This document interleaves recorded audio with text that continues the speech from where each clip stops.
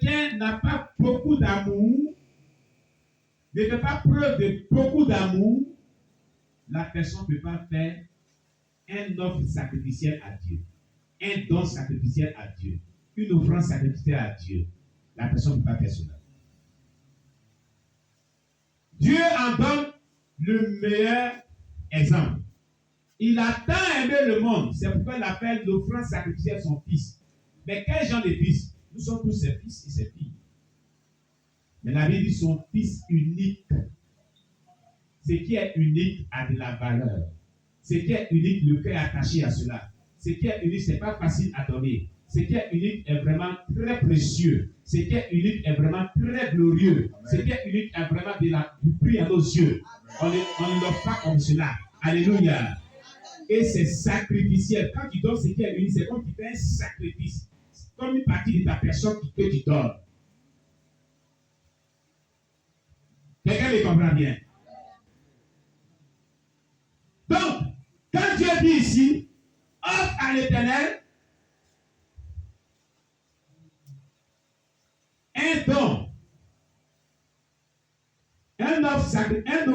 un don sacrificiel, alléluia. Voilà, offre pour sacrifice à Dieu des actions de grâce. Voilà. Quand tu offres à Dieu des sacrifices d'action de grâce, c'est-à-dire tu donnes à Dieu ce qui a de la valeur pour que cela soit comme un sacrifice que tu fais pour l'avancement de l'œuvre de Dieu. Amen. C'est une offrande, c'est un acte, ce sont des prières aussi de reconnaissance d'action de grâce qui ont de la valeur. Amen. Amen. Amen. Amen. Quelqu'un va dire, si moi je n'aimais pas les moyens financiers, puis on me dit d'offrir à Dieu une offrande qui a de la valeur. Quand on parle de cela, les gens passent seulement à des grosses sommes. Regardez dans la Bible. Jésus était là pendant que les gens donnaient dans le tronc. C'est ce que la Bible dit. Et une femme est venue et Jésus regardait dans le tronc d'offrande et elle a mis, je crois, 3 pièces. 3 pièces d'argent dans le tronc. Plusieurs sont venus, ont donné de l'air superflu, a dit Jésus-Christ. Donc beaucoup d'argent, beaucoup d'argent, beaucoup d'argent, beaucoup d'argent. Quand Jésus est venu, qu'il a regardé, qu'il a observé comment les gens ont donné et qu'il a regardé tout le monde, il a déclaré une parole. Il dit, en vérité, de tous ceux qui ont donné, ils ont donné de l'air superflu. Mais cette femme qui est venue donner, ces 3 piécettes-là, elle a donné de tout ce qu'elle avait. Alléluia. C'est cette offrande-là qu'il apprécie. C'est cette offrande qui avait de la valeur à ses yeux que tous ces grandes offrandes qui étaient données ce jour-là. Donc, quand Dieu dit l'offrande sacrificielle qui a de la valeur, ce n'est pas forcément une somme qui est très grande que tu donnes à Dieu.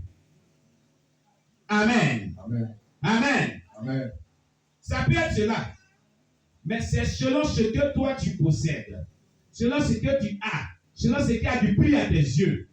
Cette maman était venue donner ces 3 piécettes. La Bible dit, Jésus dit qu'elle n'avait plus rien à la maison. Elle n'avait que ces 3 piécettes-là seulement.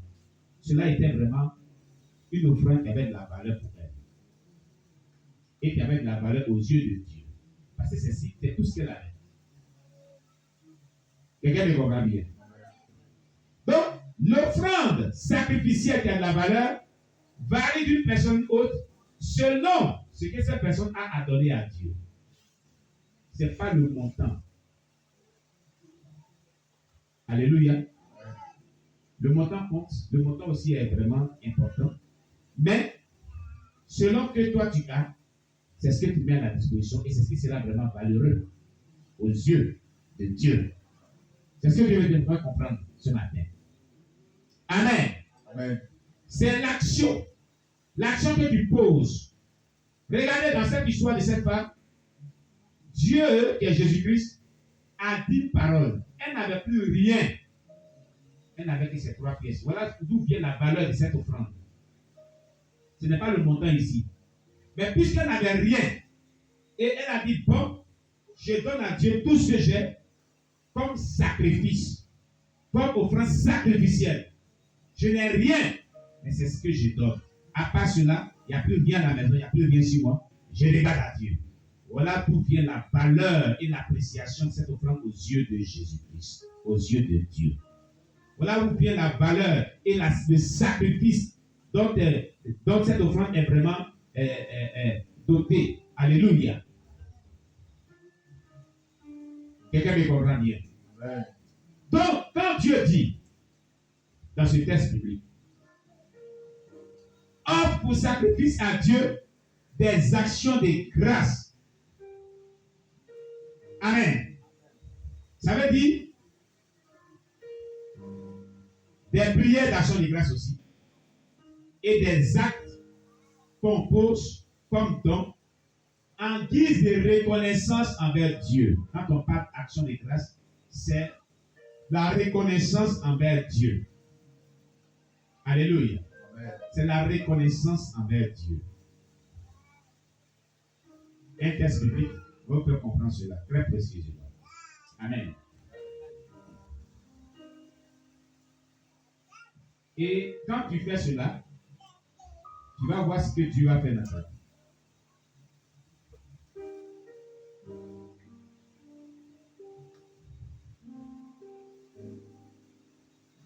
Amen.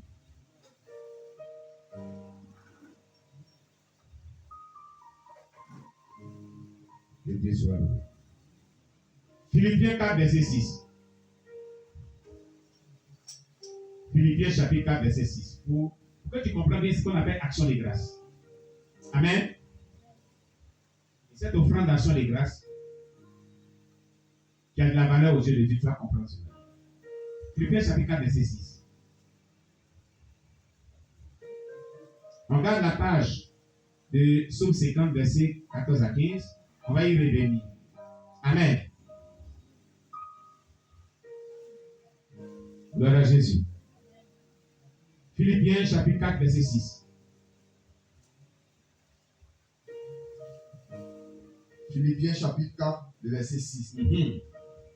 Ne vous inquiétez de rien, mais en toute chose, faites connaître vos besoins à Dieu par des prières et des supplications, avec des actions de grâce. Parole du Seigneur. Continue. Au verset 7. Et la paix de Dieu. Et la paix de Dieu. Qui surpasse toute intelligence. Qui surpasse toute intelligence. Gardera vos cœurs. Gardera vos cœurs. Et vos pensées en Jésus-Christ. Et vos pensées en Jésus-Christ. Donc, Philippiens 4, verset 6 à 7. Dieu dit quelque chose ici dans ce texte biblique. Il dit, ne vous inquiétez de rien. Qui est soucieux ce matin? Qui a une inquiétude ce matin? Pour toi, Dieu est en train de te parler. Qui est vraiment dans un souci ce matin? Dieu est en train de te parler. Dieu dit, en toute chose, peu importe la situation qui prévaut dans ta vie, il ne faut pas t'inquiéter. Tu ne dois pas t'inquiéter. Éteins d'abord la lumière. Amen. Tu ne dois pas t'inquiéter de quoi que ce soit qui arrive dans ta vie ou quoi que ce soit que tu vis présentement. Mais, ce que Dieu te demande dans ce texte, fais-lui connaître tous tes besoins. Il faut l'habiller. Il faut l'habiller.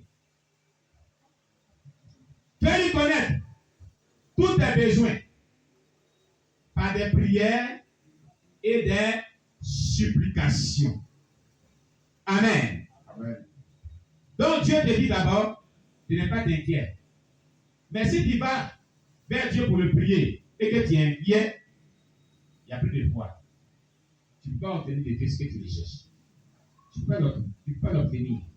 Amen. Tu vas vers Dieu dans la prière sans aucune inquiétude. Étant confiant que ce que tu vas lui demander, il va te l'accorder. Maintenant, tu le supplies avec des actions de grâce. Tu le pries, avec des supplications, disons, des prières de supplication, donc des prières de demande, de pouvoir, des demandes d'intervention de Dieu dans ta vie.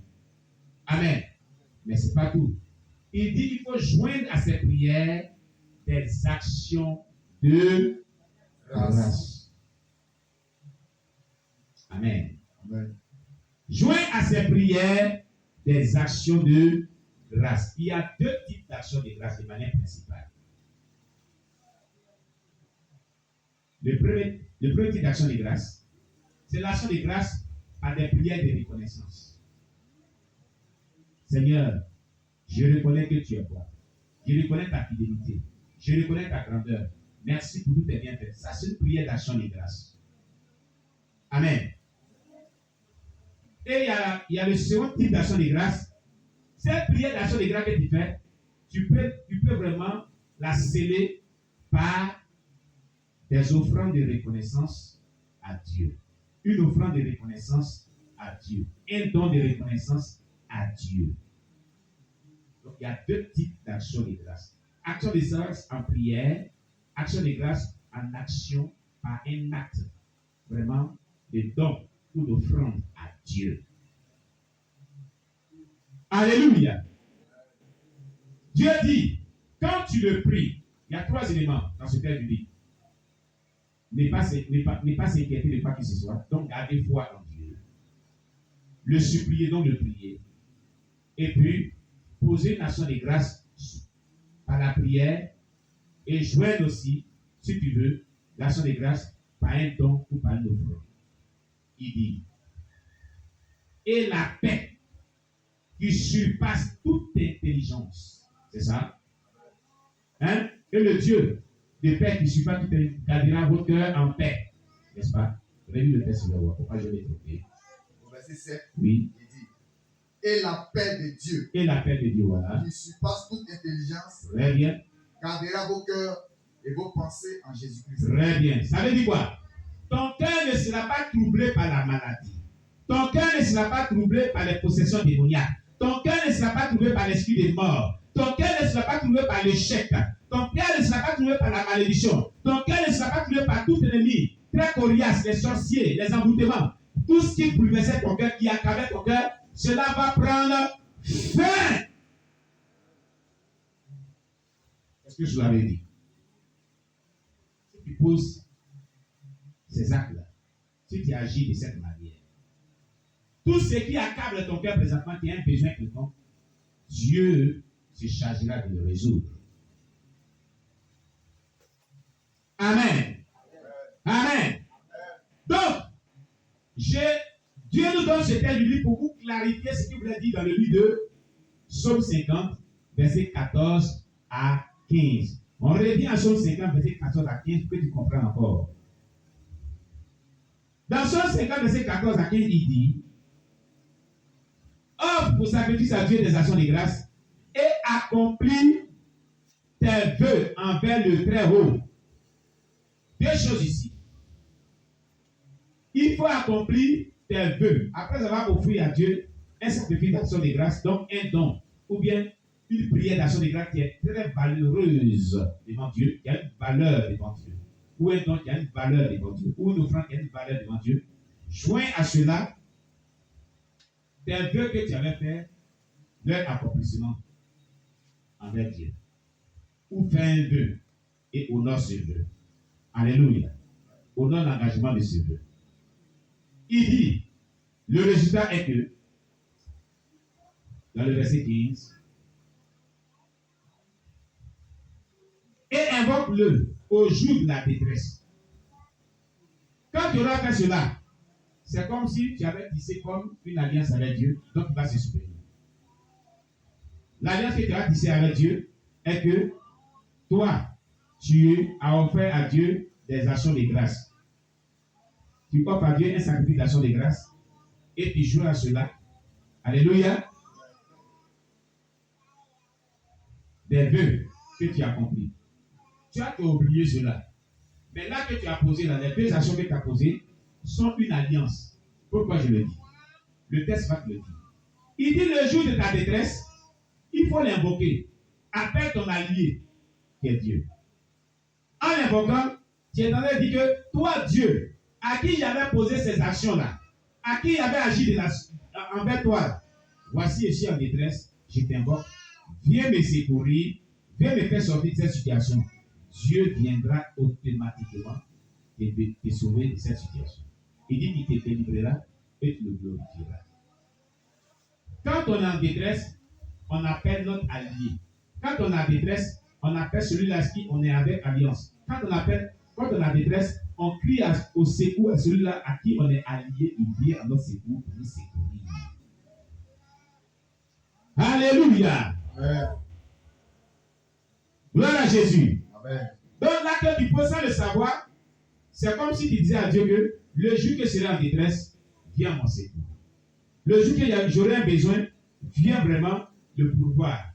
Le jour que je serai vraiment dans une situation vraiment dont j'ai besoin de toi, vraiment manifeste ton nom puissamment pour me venir en aide et satisfaire mon besoin au nom de Jésus. C'est ce que tu l'as dit à Dieu.